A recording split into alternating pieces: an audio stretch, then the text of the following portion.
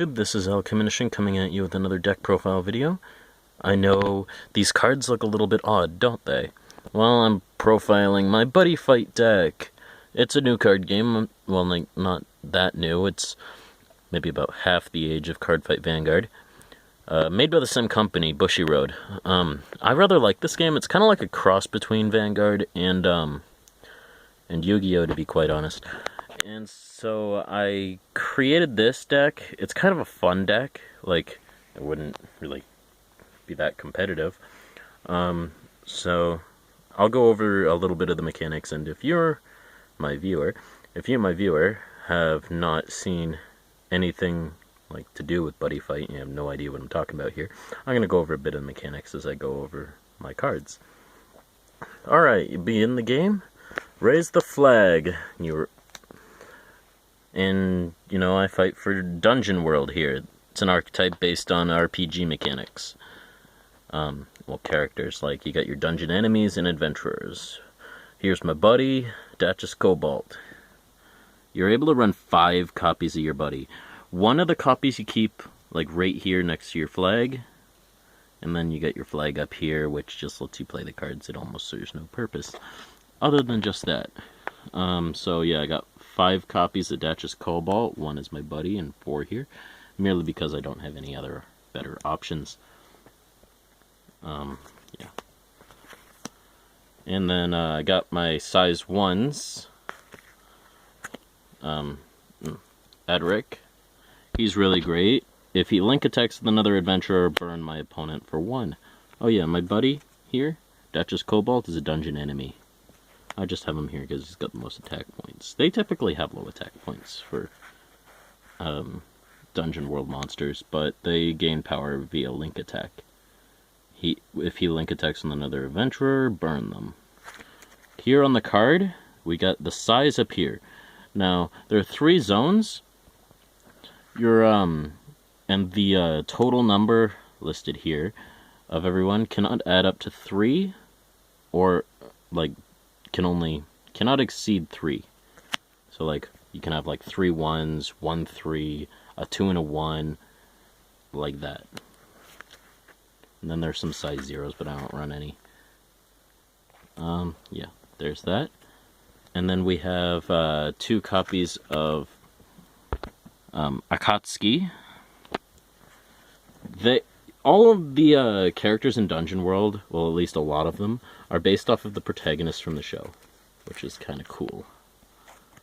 And Akatsuki is the little brother of Zanya from the television, so he helps me with my mission cards, which I'll get over in a second. I'll go over after my monsters. Yeah, we got 2 Sage Kuguru. She gains you a life when she link attacks. Like, you can only, like, you get one of these life counters with the thing. The life's there.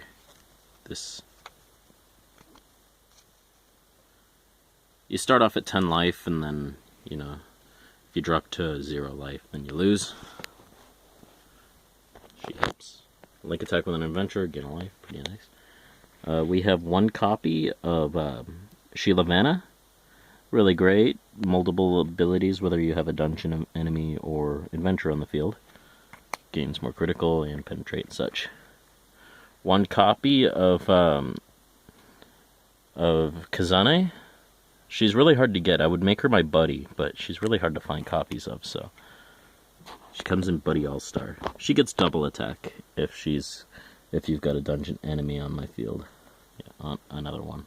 She's an adventurer too. 1 copy of Ogre Glazer. When he link attacks on an adventurer, get penetrate. 1 copy of Gummy Slime. Stops your opponents from moving. It's got a decent sized critical. It's a nice opening. Here we have 2 copies, I got 4 copies, that's right. 4 copies of Craftsman Baku, another protagonist.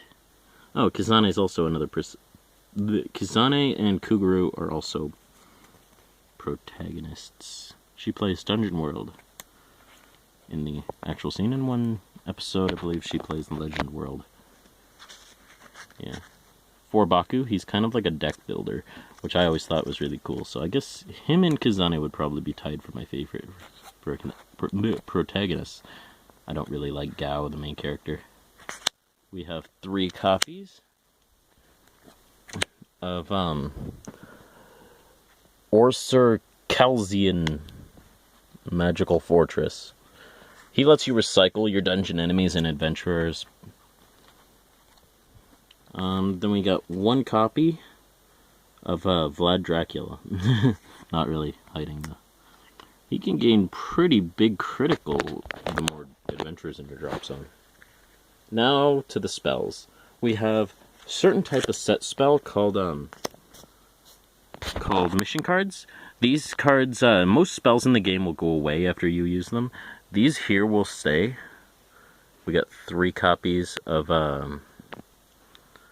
mission card defeat monsters. Yeah, this card here.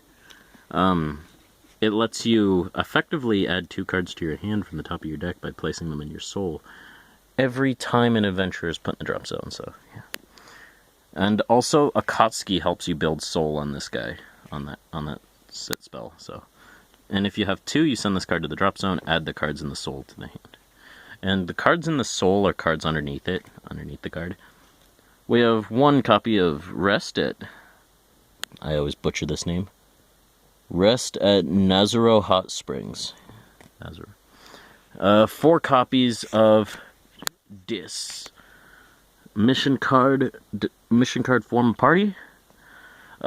Searches things. You gotta activate another one on top of it though, in order to trigger its effect. Search a adventure, search a, and draw a card, such. And gain a life, I think. Yeah, gain 1 life. 4 copies of a pretty basic card for Dungeon World. Divine Protection Shelsana? Divine Protection of Shelsana. It's basic, pay 1 gauge, which is, you charge and draw each turn like you normal draw, then you draw. Each card you charge, which is put in like a line at the side of your playmat, it's how you pay for costs, effectively. And you can sculpt your hand to what you want. 4 copies of Pillar of Fire, Counter Destruction card, more kind of protection. Here's another protection card I always seem to forget to use whenever it's in my hand. Whenever your opponent calls a size 2 or less monster to the center, you force the monster to rest so it cannot attack that turn. And then 2 copies of Oracle of Tuval. This card here, you send your entire hand to the graveyard, draw 3, if your life is 5 or less. And that's actually really good if your hand's empty already, so then you just draw 3 cards. It's a free plus if your hand is empty.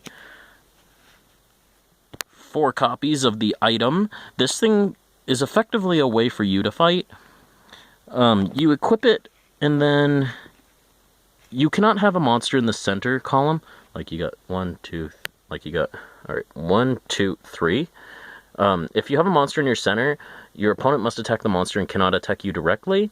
However, if you do not have a monster in the center, that is the only time you can really attack with this weapon item card. And you run 4 of them. And then you run 2 copies of the impact card. This will game somebody effectively if the requirements are met. So pay 2 gauge if you have a weapon equipped in an adventure on the field. You pay the cost, and your opponent has to be at 3 damage, 3 life in order to. Yeah, your opponent has to be 3 or less life to use this card, and it will game your opponent. You enter Final Phase. Dead End Crash. Yeah, there are a lot of cards that can Final Phase. Now, I probably did a crappy job at explaining the mechanics, so go on to the Buddyfight wiki. They have a ton of rules if you're interested in playing this game. It is a lot of fun. It's a little bit confusing, but it's no more difficult than Yu-Gi-Oh! To learn. It's entertaining. I also suggest watching the anime. You can go to the Buddyfight specific YouTube page.